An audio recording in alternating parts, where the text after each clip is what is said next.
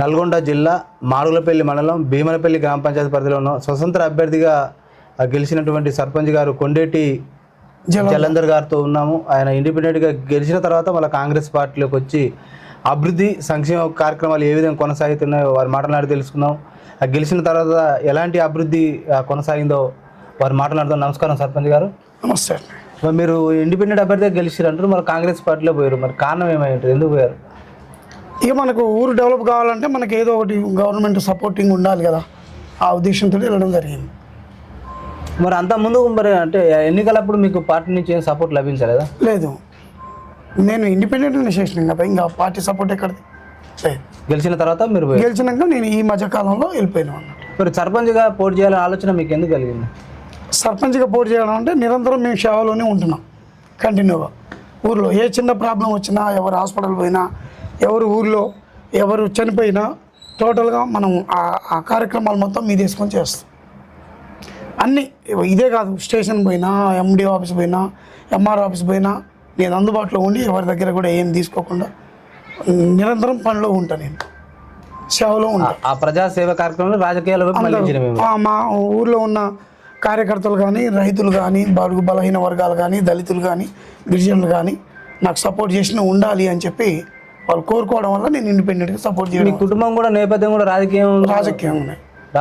మీ గతంలో మీ నాన్నగారు కూడా సర్పంచ్. నాన్నగారు 15 సంవత్సరాల సర్పంచ్. నేను ఎంపీటీ చేసిన, సింగిల్ విండో చేసిన డైరెక్టర్గా, తర్వాత ఎంపీటీ చేసిన, ఇప్పుడు సర్పంచ్. గతంలో ఎలాంటి సేవలు అందించారు మీరు? ఇక ఊరిలో ఏ చిన్న ప్రాబ్లం వచ్చినా మనం కూర్చొని పెట్టి మాట్లాడి సెట్ చేయడం, ఇది ఊర్లో పంచాల వరకు. బయటికి ఏదైనా పోయినా స్టేషన్ దగ్గరికి పోయి మ్యాక్సిమం 99% కాంప్రమైజ్ నేచర్లోనే మాట్లాడి సెట్ చేస్తాం. కేసులు కానివ్వం. ఎందుకు అంటే ఇద్దరిని ఒప్పించి తప్పు ఒప్పు అనిపించి సెట్ చేస్తాం. స్టేషన్ పరిధిలో అయితే స్టేషన్, గ్రామ పరిధిలో అయితే గ్రామ పరిధిలో. మీరు ఎన్నికలప్పుడు ఇచ్చిన హామీలతో పాటు మీరు సర్పంచ్గా బాధ్యతలు చేపట్టిన తర్వాత మీరు ఈ గ్రామంలో ఎలాంటి అభివృద్ధి కార్యక్రమం కొనసాగిందంటారు? ఇక్కడ ఎక్కడైతే వాటర్ సమస్య ఉన్నదో అక్కడ పైప్ లైన్ వేయడం జరిగింది. ఎక్కడైతే డ్రైనేజ్ బాగా పేరుకొని పోయి మట్టి పేరుకొని పోయి ఉందో మొత్తం క్లీన్ చేసి మన అది పౌడర్ చల్లియడం జరిగింది మొత్తం. ప్లస్ ఇంకోటి ఏంటంటే బజార్లలో ఎక్కడ పైప్ లైన్ లీకేజ్ ఉండి పైపులు పగిలినా, ఏ ఇంటి ముందర పగిలినా ఇమ్మీడియట్లీ మా ఎంపీడబ్ల్యూ వర్కర్స్లో పెట్టి మేము మెటీరియల్ తెప్పించి ఎమ్మటే వాటర్ లీకేజ్ కాకుండా, మురిక్కుంటలు కాకుండా ఎమ్మటే అది చేయించి వాటర్ సప్లై ఇవ్వడం జరిగింది అందరికీ. ఇప్పుడు కూడా ఎవరైనా రాలేదు అని అంటే ఎమ్మటే చేసుకోమని చెప్పడం, బజార్లన్నీ క్లీన్ అండ్ గ్రీన్గా ఉంచడం, బస్ సౌకర్యం, రోడ్డుకు చెట్లు అడ్డంకులు ఉన్న చెట్లు మేము మా వర్కర్సే కాకుండా మా ఎమ్మటి ఉన్న మా వార్డు మెంబర్ల వాళ్ళని తీసుకుపోయి చెట్లు కొట్టించి బస్సు ఎక్కడ రాకుండా మా బీనపల్లికి రెగ్యులర్గా వచ్చిపోదు ఉదయం సాయంత్రం. ఈ త్రాగునీరు కావచ్చు, డ్రైనేజ్ కావచ్చు, రోడ్లు, వీటి పరిష్కారం ఎట్లా ఉందంటారు గ్రామ పంచాయతీ? ఇప్పుడు త్రాగునీరు అనేది మిషన్ భగీరథ వాటరు అక్కడ పంప్స్ ఫెయిల్ అయినప్పుడు వాటర్ ప్రాబ్లం అవుతుంది. ఇప్పుడు 4 రోజులు అయింది రాక, ఈరోజు స్టార్ట్ చేస్తే నేను ఏ గారితో డి గారితో మాట్లాడిను, మాకు నీళ్ళు రావట్లేమంటే అక్కడ పంపులే రిపేర్ ఉన్నాయి సార్, చేసినాక పంపిస్తా అన్నాడు. మళ్ళీ యథావిధిగా సాగర్ నీళ్ళు అందుతున్నాయి. 3 డేస్కి ఒకసారి అట్లా వస్తాయి. ఈ ప్రభుత్వ సంక్షేమ పథకాలు ఎట్లా అందుతున్నాయి? ప్రభుత్వ సంక్షేమ పథకాలు అంటే మ్యాక్సిమం ఇప్పుడు గత 12 ఈ గవర్నమెంట్ వచ్చి కూడా 2.5 సంవత్సరాలు అవుతుంది. అంతకుముందు గతంలో టీఆర్ఎస్ గవర్నమెంట్ ఉన్నప్పుడు కూడా మన ఇవి పెన్షన్లు కానీ, హౌసెస్ కానీ వాళ్ళు అనుకున్న పద్ధతిలో ఇవ్వలేదు. ఇప్పుడు కూడా 1 విడత వచ్చినాయి, అది కూడా మా ఊరికి 9, 10 వచ్చినాయి. దాంట్లో 2 క్యాన్సిల్ అయిపోయినాయి, 7 నిర్మాణం చేసుకున్నారు.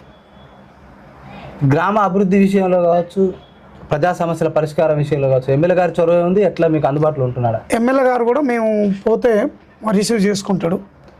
ఎంపీ గారు కూడా ఏదన్నా ఇన్ఫర్మేషన్ ఇస్తే రిసీవ్ చేసుకుంటాడు.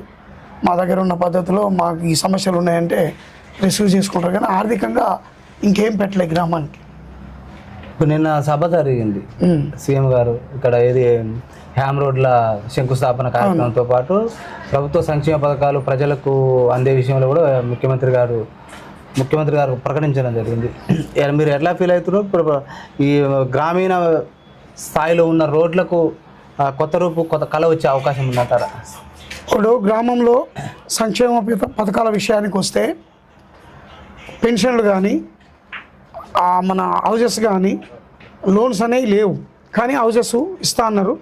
పోయినసారి మా ఎమ్మెల్యే గారు వచ్చి అంబేద్కర్ స్టాచ్యూ ఇనాగరేషన్ రోజు వచ్చి 50 ఇండ్లు ప్రకటించిపోయిండు. మీ గ్రామానికి ఇస్తా ఈసారి 50 ఇండ్లు అని చెప్పి అన్నాడు. అందరి ప్రిపేర్ చేసి ఎమ్మెల్యే గారికి లిస్టులు ఇవ్వడం జరిగింది. అట్లాగే ఓఏపీ కానీ, వితంతు పెన్షన్ కానీ, వికలాంగుల పెన్షన్ కానీ, మన ఒంటరి స్త్రీల పెన్షన్ కానీ, ఇవన్నీ గత 10 ఏళ్ల నుంచి కూడా కొత్త పెన్షన్లు ఇవ్వలేదు. ఇప్పుడు వాళ్ళు కూడా 60 ఏళ్ళు కాకుండా 70 ఏళ్ళలో కూడా పెన్షన్ రావట్లేదు. అవన్నీ ప్రిపేర్ చేసి పెట్టినాం, అందరికీ ఇంటిమేషన్ ఇవ్వడం జరిగింది. వాళ్ళకి ఏమైనా సర్టిఫికెట్లు కావాలన్నా మండలి నుంచి సర్టిఫికెట్లు కూడా ఇప్పించడం జరిగింది. అన్నీ రేపు July 1st week application online చేయించుకోవడానికి అన్నీ రెడీ చేసి పెట్టుకున్నాం. గ్రామంలో మహిళా సంఘాల అభివృద్ధి కోసం గ్రామ పంచాయతీ ఎలాంటి తోడ్పాటు అందిస్తుంది? మహిళా సంఘాలకు మేము ఒకటే చెప్తున్నాం, వడ్డీ లేని రుణాలు ఇస్తామంటున్నారు, కానీ బ్యాంకర్స్ మాత్రం పావుల వడ్డీ, ₹10 వడ్డీ వేస్తున్నారు, 50 పైసల వడ్డీ. అవే తీసుకొని సక్రమంగా కట్టుకోమని చెప్పి మీటింగ్లలో మేము కూర్చొని పెట్టి సమబాన సంఘాలు అందరినీ కూర్చొని పెట్టి కూడా చెప్పడం జరుగుతుంది. అట్లాగే వాళ్ళు కట్టే లోను మంత్లీ పేమెంట్ ఖచ్చితంగా ఇన్స్టాల్మెంట్ కట్టాలి.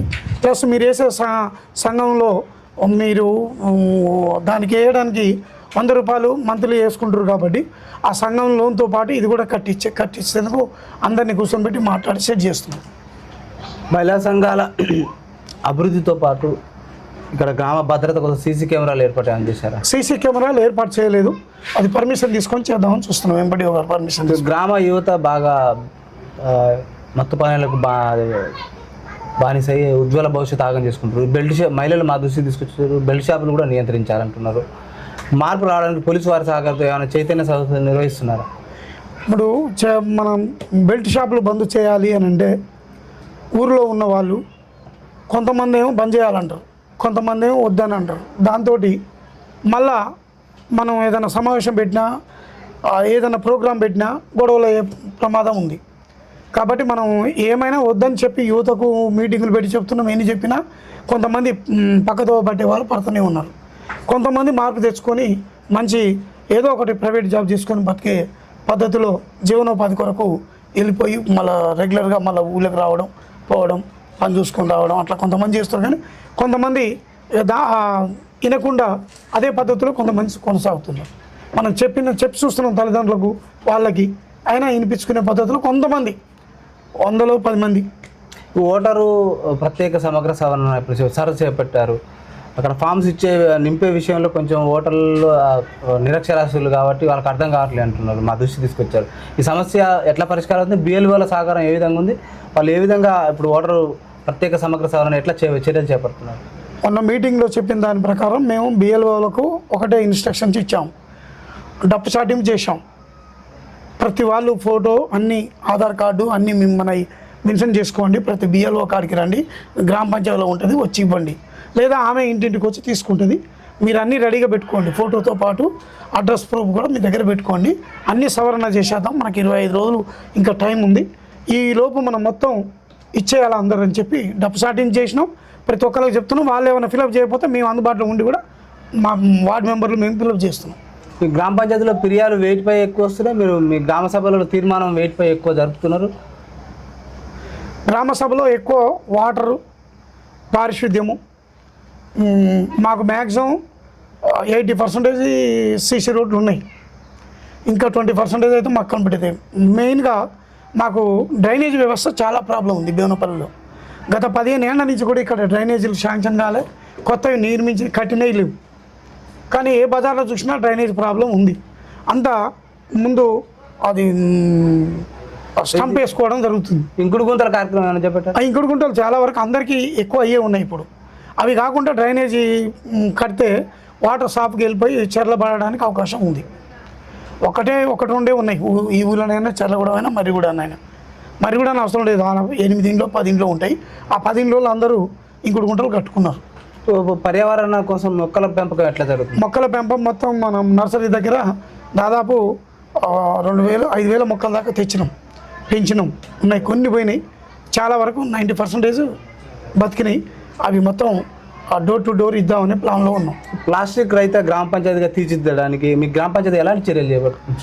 ప్లాస్టిక్ నియంత్రణ చేయాలి, కానీ ఏ షాప్ దగ్గరికి పోయినా ప్లాస్టిక్ వాడకం కంపల్సరీ జరుగుతుంది. మన వాళ్ళు షాపులలో పోయడమే కాకుండా బస్తీకి పోయి కూడా వాళ్ళు బట్టలు తీసుకున్నా తీసుకున్నా ప్లాస్టిక్ కవర్లలోనే తెచ్చుకోవడం జరుగుతుంది. అవన్నీ ఇక్కడ ఆ ఊరి మీద ఎఫెక్ట్ పడే అవకాశం ఉంది. మొన్న డంపింగ్ యార్డ్ దగ్గర నేను గెలవక ముందు మొత్తం డంపింగ్ యార్డ్ దగ్గర 2 ఏళ్ళు సర్పంచ్ పాలన లేకపోయేసరికి మొత్తం డంపింగ్ యార్డ్లో దాదాపు 100 మీటర్స్ చుట్టూ చెత్త పేరుకపోయి ప్లాస్టిక్ వ్యర్థాలు మొత్తం స్మెల్ వచ్చే పరిస్థితి వచ్చింది. నేను గెలిచిన వారం రోజుల్లోనే జేసీబీ పెట్టి 12 గంటలు జేసీబీ పెట్టి మొత్తం ఆ బావిలో గుంట తీసి బావిలో మొత్తం వేయడం జరిగింది. దాంతో కొద్దిగా ఇప్పటికి కూడా మేము గ్రామ పంచాయతీలో ఈ మా ఎంపీడబ్ల్యూ వర్కర్స్ ట్రాక్టర్ ఉంది. మేము చెత్త ఒకరోజు తప్పించి ఒకరోజు ప్లాస్టిక్ వ్యర్థాలు ఎక్కడున్నా తీసుకొచ్చి ఆ బావి గుంటలో వేసి ఎక్కడ కూడా ప్లాస్టిక్ ఉండొద్దు, మీరైనా కింద ఉండి ఎక్కడన్నా బజార్లో కనపడితే తీసుకొని ఆ ట్రాక్టర్లో తీసుకొచ్చి డంపింగ్ యార్డ్లో ఆ బావిలో వేయమని చెప్పినాం మేము. మీరు ఈ భీమనపల్లి గ్రామ ప్రజలు మీకు స్వతంత్ర అభ్యర్థిగా మిమ్మల్ని గెలిపించడం జరిగింది. ప్రస్తుత డబ్బుమయ రాజకీయాల్లో ఒక స్వతంత్ర అభ్యర్థిగా పట్టం కట్టారు. మరి మీ గ్రామ ప్రజలకు మీరు ఏం చెప్తారు? మీరు మా గ్రామ ప్రజలకు మేము ఒకటే చెప్తున్నాం, మీ సమస్యలు ఏదున్నా మండలానికి పోయే ఇప్పుడు పిల్లలకు క్యాస్ట్ సర్టిఫికెట్లు కానీ ఇన్కమ్ సర్టిఫికెట్లు కానీ మన రెసిడెన్షియల్ కానీ ఏదైనా మీకు ప్రాబ్లం ఉంటే మీ ఫామ్ తెచ్చి నాకు ఇవ్వండి. మీ సేవ మోత్కూరులో ఉంటుంది, మీరు ఆడ ఓన్లీ చేపించి తీసుకొని రండి. ఆ ఫామ్ తీసుకుపోయి నేను చేయించుకొని వస్తాను అని చెప్పి ఆ ఫామ్సే కాదు, వీళ్ళకి ఏ సర్టిఫికెట్లు కావాలన్నా నేను దగ్గరుండి చేపిస్తాను. ఓన్లీ డెత్ సర్టిఫికెట్ల కాంచి ఎంఆర్ఓ ఆఫీస్లో ఉన్న సర్టిఫికెట్లు, ప్రతి సర్టిఫికెట్, మ్యారేజ్ సర్టిఫికెట్లు, మన కళ్యాణ లక్ష్మి అన్నీ కూడా నేను దగ్గరుండి ప్రతిదీ జెన్యున్గా చేపించడానికి నేను ముందుండి పని చేపిస్తున్నాను. వాళ్ళ ఇంటికి పోయి సీఎం రిలీఫ్ ఫండ్ ఎవరైనా హాస్పిటల్ పోయి వస్తే నేనే వాళ్ళ ఇంటికి పోయి సర్టిఫికెట్లు తీసుకొని ఫామ్ ఫిలప్ చేసి తీసుకుపోయి ఎమ్మెల్యే గారి ద్వారా పంపించి డైరెక్ట్ వచ్చిన తర్వాత చెక్కులు ఇప్పించడం జరుగుతుంది. కళ్యాణ లక్ష్మి కూడా అదేవిధంగా జెన్యున్ పర్సన్స్కే, అది రేషన్ కార్డు ఉండి బిలో ప్రాపర్టీ లైన్లో ఉన్న వాళ్ళకే మనం చేపేయడం జరుగుతుంది. కొండేటి జలంధర్ గారు ప్రజలకు నిత్యం అందుబాటులో ఉంటున్నాడా? నిరంతరం నేను వీక్లీ ఇక్కడే ఉంటాను, 1-2 డేస్ బయటికి వెళ్తాను ఏదైనా ప్రాబ్లమ్స్ ఉన్నప్పుడు. మాకు మాడుగులపల్లి దగ్గరే కాబట్టి పోయి మళ్ళీ ఎమ్మటే రిటర్న్ వచ్చేస్తాం. 12 కిలోమీటర్ 12 km మాకు ఈ నుంచి పోయి మళ్ళీ ఆ పనులు చూసుకొని మళ్ళీ ఎమ్మటే వచ్చేస్తాం.